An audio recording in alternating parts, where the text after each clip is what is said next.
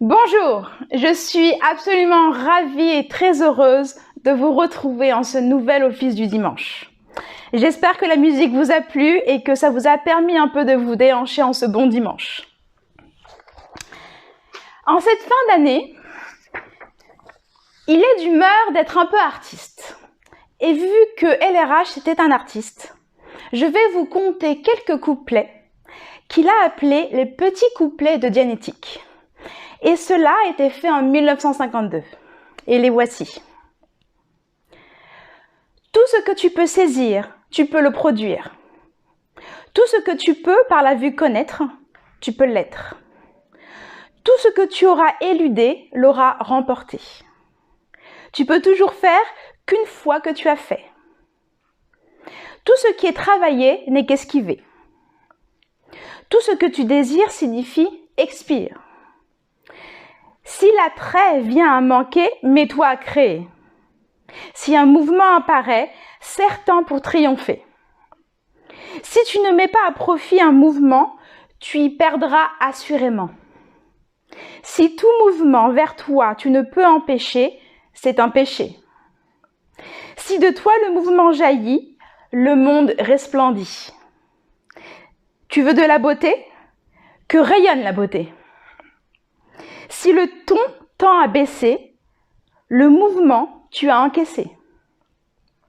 Si le ton tend à baisser, le mouvement tu as encaissé. Encore une fois. Pour hausser l'émotion, active la création. Si tu ne veux pas de la réalité, toujours va voler. Si le ciel doit être à toi, ne jamais ne crois. Si du remords tu ne veux pas, source sois. Si tu désires la cécité, tout mouvement tu dois agréer. Pour être beaucoup, sois simplement tout. Si jamais tu t'adonnes au regret, tu es fait. Dans aujourd'hui agir, repousse l'avenir. Dans le passé agir, tu feras tôt gésir. Avoir besoin d'être aimé, c'est déjà être étouffé. Si tu choisis d'être d'accord, tu es un sycomore. Convoiter le bien d'autrui est signe de folie. Si tout tu évites chaque fois, tout est poids. Si du corps tu veux t'envoler, de croire tu dois cesser. Le chemin hors du mest ne passe pas par déteste. Le chemin hors du mest passe par amour. Pour vers l'infini t'élever, tu dois traverser. Tout ce que tu fuiras, tu sauras. Si tu veux le fracasser, il te suffit d'agacer. Si tu veux juste apaiser, la réalité tu dois octroyer.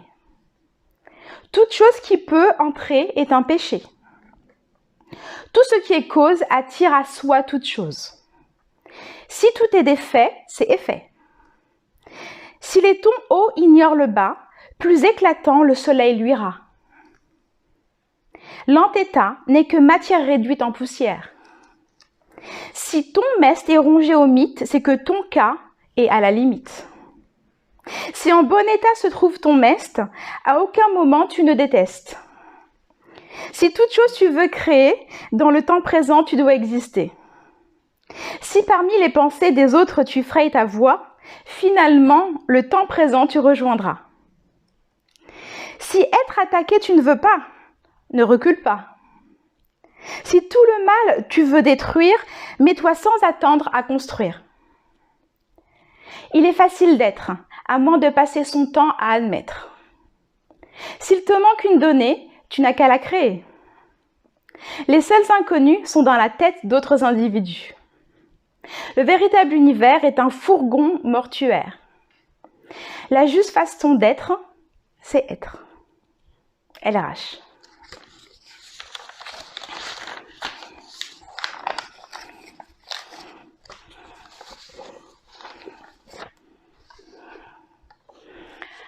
À présent, nous allons poursuivre notre sermon avec le credo de l'Église de Scientologie. Encore une fois, si vous avez le petit fascicule, prenez-le et nous le réciterons ensemble. Sinon, je le ferai pour vous. Le credo de l'Église de Scientologie. Nous, membres de l'Église, croyons que tous les hommes, quelle que soit leur race, couleur ou croyance, ont été créés avec des droits égaux. Que tous les hommes ont le droit inaliénable d'avoir leurs propres pratiques religieuses et de les exercer. Que tous les hommes ont le droit inaliénable à leur santé mentale. Que tous les hommes ont le droit inaliénable d'avoir leur propre défense. Que tous les hommes ont le droit inaliénable de concevoir, choisir, assister ou soutenir leurs propres organisations, églises et gouvernements.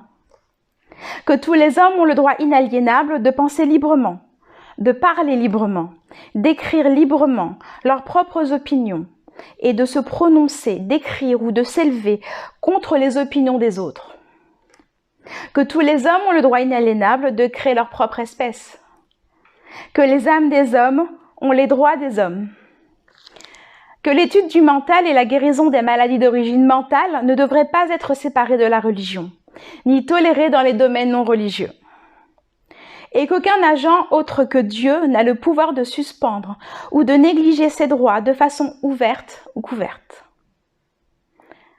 Et nous, membres de l'Église, croyons que l'homme est fondamentalement bon, qu'il cherche à survivre, que sa survie dépend de lui-même, de ses semblables et de l'accomplissement de sa fraternité avec l'univers. Et nous, membres de l'Église, croyons que les lois de Dieu interdisent à l'homme de détruire sa propre espèce, de détruire la raison des autres, de détruire ou d'asservir l'âme d'un autre, et de détruire ou de réduire à survie de ses compagnons ou de son groupe. Et nous, membres de l'Église, croyons que l'esprit peut être sauvé et que seul l'esprit peut sauver ou guérir le corps.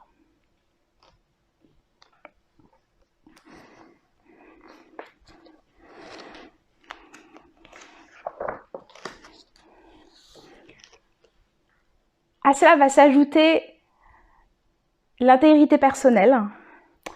Et j'aimerais que, en même temps que j'en parle, vous pensiez à vous, à vos dynamiques, et comment tout peut se mettre en place pour aligner vos propres dynamiques en gardant l'intégrité personnelle. L'intégrité personnelle. Ce qui est vrai pour vous est ce que vous avez observé par vous-même. Et lorsque vous avez perdu cela, vous avez tout perdu. Qu'est-ce que l'intégrité personnelle ? L'intégrité personnelle, c'est savoir ce que vous savez. Et ce que vous savez n'est rien d'autre que ce que vous savez. C'est cela, l'intégrité. Il n'y a pas d'autre intégrité. Bien sûr, nous pouvons parler d'honneur, de vérité, de tout cela, ces termes ésotériques. Mais je pense qu'on les trahirait pas le moins du monde si ce que nous observions était vraiment ce que nous observions. Si nous prenions soin d'observer ce que nous observons et que nous observions toujours dans le but d'observer. Et sans nécessairement adopter une attitude sceptique, un esprit critique ou indulgent, mais certainement en maintenant suffisamment d'intégrité et de conviction personnelle, de confiance en soi et de courage pour pouvoir observer ce que nous observons et dire ce que nous avons observé. En dianétique et en scientologie, une chose n'est vraie que si vous l'avez observée. Et elle n'est vraie que selon votre propre observation. C'est tout. L. Ron Hubbard.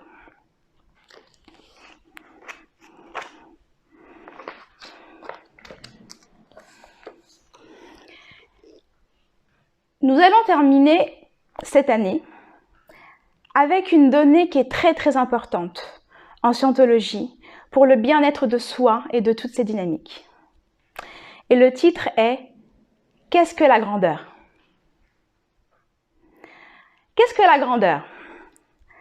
La tâche la plus ardue qui soit est de continuer d'aimer ses semblables en dépit de toutes les raisons qu'on aurait de ne pas le faire.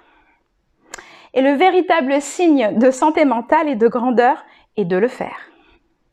À celui qui peut y parvenir, tous les espoirs sont permis. Ceux qui ne peuvent le faire ont un avenir de misère, de haine et de désespoir. autant de manifestations totalement étrangères à la grandeur, à la santé mentale et au bonheur.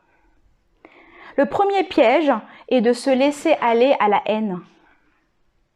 Certains font de vous leur bourreau. Parfois, la sécurité d'autrui exige des mesures effectives, mais point n'est besoin de haïr en sus. Je vais vous la redonner. Parfois, la sécurité d'autrui exige des mesures effectives, mais point n'est besoin de haïr en sus. Faire son devoir sans s'emporter contre ceux qui essaient de vous en empêcher est un signe de grandeur et de santé mentale. Et c'est la seule garantie du bonheur. Chercher à atteindre une qualité particulière et désirable dans la vie est une noble chose. Mais le plus difficile et le plus nécessaire à atteindre est d'aimer ses semblables, en dépit de toutes les invitations à ne pas le faire. S'il existe une sainte qualité, ce n'est pas le pardon. Le pardon consiste à accepter le caractère mauvais de l'acte. Il n'y a pas de raison de le faire. De plus, il faut classer l'acte comme mauvais pour pouvoir le pardonner. Le pardon, entre guillemets, est une action de niveau bien inférieur et plutôt réprobatrice. Une personne véritablement grande aime ses semblables parce qu'elle les comprend et se refuse à changer face aux mauvaises actions dirigées contre elle. Après tout, ils sont tous dans le même piège. Certains l'oublient, certains en sont devenus fous, certains agissent comme ceux qui les ont trahis, mais tous sont dans le même piège. Généraux, balayeurs, présidents, détraqués. Ils agissent comme ils le font parce qu'ils sont tous soumis aux pressions cruelles de cet univers. Certains d'entre nous sommes soumis à ces pressions et continuons encore à faire notre tâche. D'autres ont succombé depuis bien longtemps. Délire, torture et se pavanent comme les âmes damnées qu'ils sont. Sauver encore une fois quelques-uns d'entre eux est une entreprise dangereuse. Approchez-vous de nombreux individus qui régissent le monde et offrez-leur de les libérer, comme seul peut le faire un scientologue. Ils deviendront fous furieux, alerteront leur police privée et provoqueront généralement des ennuis. En fait, l'un d'eux l'a fait et plus tard il a été assassiné.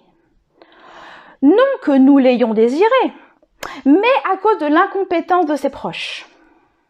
Il aurait pu utiliser la scientologie, et au lieu de cela, il a brusquement tenté de la réduire en ordonnant des raids et différentes actions violentes contre les organisations de scientologie.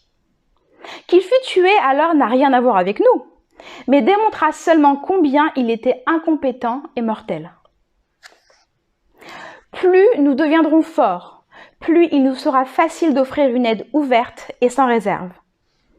En attendant, nous pouvons comprendre au moins une chose. La grandeur n'est pas le fruit des guerres meurtrières ou de la célébrité. Elle procède du fait de rester fidèle à son sens moral, de la persistance à aider les autres, quoi qu'ils fassent ou pensent ou disent, et malgré toutes les attaques sauvages dirigées contre soi. De persévérer sans modifier son attitude fondamentale envers l'homme. Le scientologue qui a reçu une formation complète est bien mieux placé pour comprendre les choses que celui qui n'est que partiellement formé. Car le scientologue qui sait réellement est capable, non seulement de garder confiance en lui-même et en ce qu'il peut faire, mais aussi de comprendre pourquoi les autres font ce qu'ils font. Et, sachant cela, il n'est pas dérouté ou consterné par de petites défaites.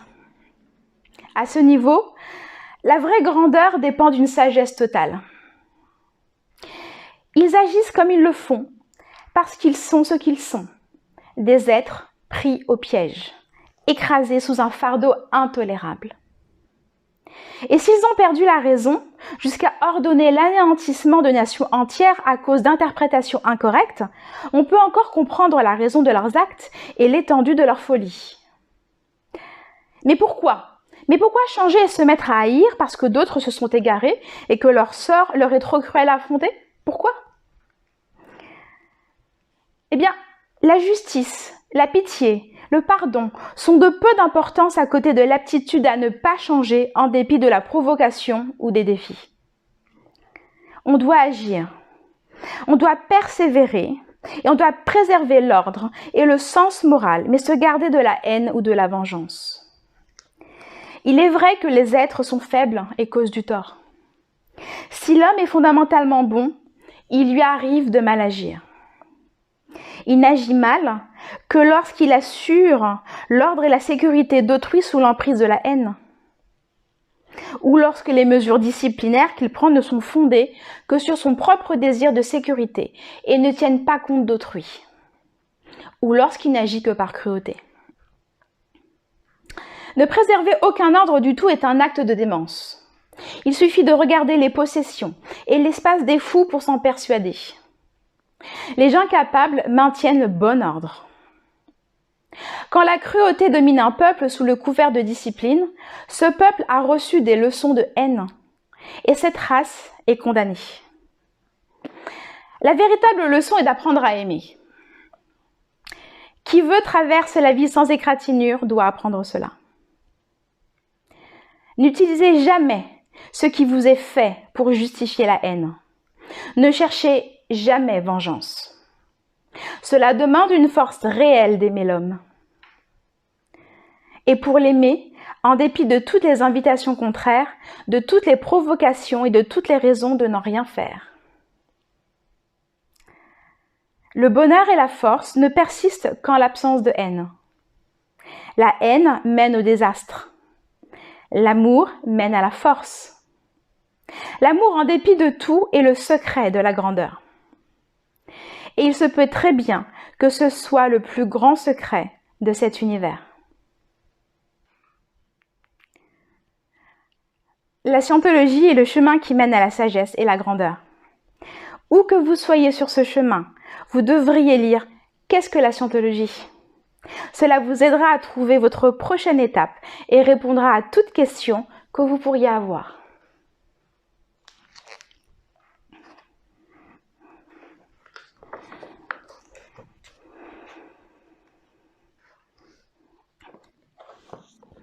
À présent, nous allons poursuivre ce sermon avec la prière de Scientologie pour la liberté totale. La prière de Scientologie pour la liberté totale.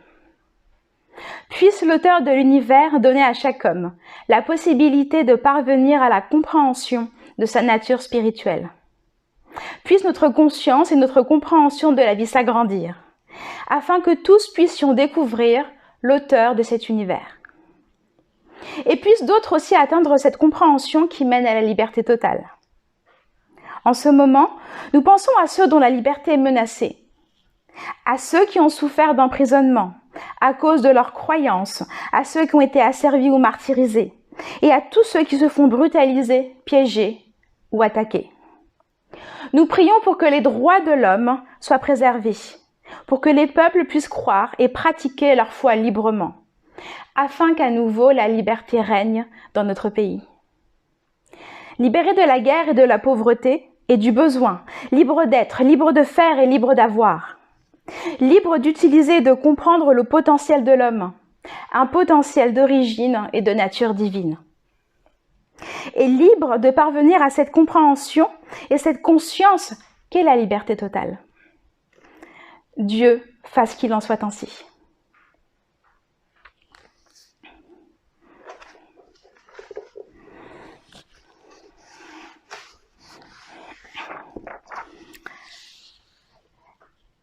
À présent, je vais vous faire 2 annonces pour les différents événements à venir. Tout d'abord, nous allons avoir un webinaire le 2 juin à 14 h qui concernera la dissémination. Et nous avons un concert online qui va se faire, qui s'appelle le concert des postulats, qui va inaugurer cette nouvelle année, qui se tiendra le 3 janvier à 17 h.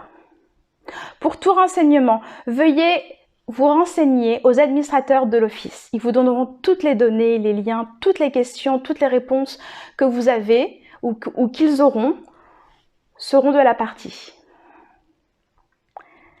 Et maintenant, nous allons terminer ce sermon par une conclusion que LRH aurait pu faire. La voici. L'année 2020 s'achève et un autre horizon pointera son nez dans quelques jours avec son lot de surprises. Cette année 2020 fut riche en émotions et pleine de vie dans le monde de la scientologie et ailleurs.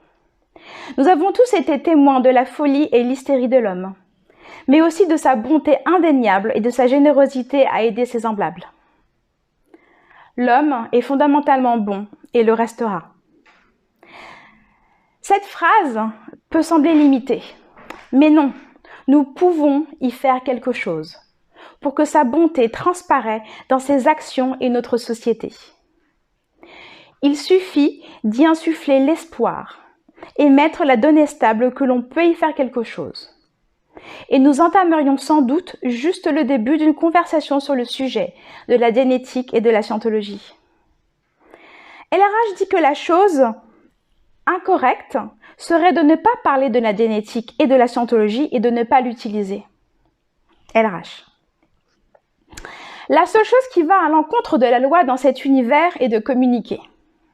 Et la seule chose que vous pouvez faire qui soit incorrecte est de ne pas communiquer. Une autre chose que vous pouvez faire qui soit incorrecte est d'être là. Notre politique organisationnelle aujourd'hui est de faire notre possible pour aider les gens dans leur effort à communiquer autant que possible. Si quiconque trouve ces organisations difficiles à comprendre, c'est simplement parce qu'il a beaucoup de difficultés à comprendre le sujet de la communication. LRH. Eh bien, mes amis, à partir de maintenant, mettons comme but et postulat. Communiquons, communiquez avec votre environnement. Appelons nos amis, membres de la famille, femmes, maris, voisins, passant dans la rue et communiquons. Ayons des émotions. Et ça, c'est le salaire de la vie. Nous vous souhaitons, mon équipe et moi-même, nos meilleurs vœux et postulats pour une année 2021 pleine de vie, fantaisie et de jeu. Je vous remercie du fond du cœur de votre présence et je vous dis à très bientôt. Bon dimanche. Au revoir.